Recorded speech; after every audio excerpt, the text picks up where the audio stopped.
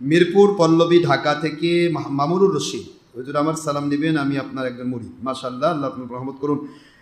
আপনি প্রতি নামাজের সেজদায় যে 3 বার সুবহানাল্লাহ বলার পর সুবহানাকা আল্লাহুম্মা রব্বানা ওয়া বিহামদিকা আল্লাহুম্মা গফিরলি এবং 2 সেজদার মাঝখানে রব্বিক ফিরলি বলা যাবে কিনা? প্রতি নামাজের শেষে বৈঠকে দোয়া মাসুরা পাঠ করার পর অন্য কোনো দোয়া পড়া যাবে কিনা?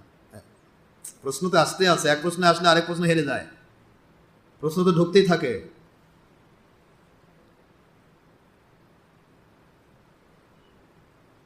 তো এখানে বাবাজি আপনি প্রশ্ন করেছেন, প্রশ্নগুলি যে যে সমস্ত তাসবিহ নামাজে নয় না, এগুলি রাখবেন সেজদা এবং রুকুর মাঝখানে, রুকু সময়, তাহলে কিন্তু কি হবে? নামাজ ফাসেদ হবে, আমাদের আহলে সুন্নাত ওয়াল জামাতের আকীদায়।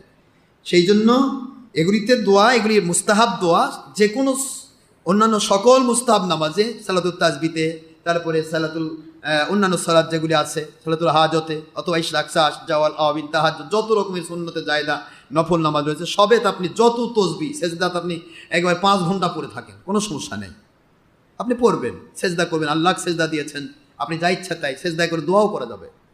কিন্তু ফরজ ওয়াজিব সুন্নতে মুআক্কাদার ভিতরে কোনো প্রকার এদিক সেদিক করা যাবে না। যে কোনো দোয়া আপনি অন্য নামাজে পড়তে পারবেন।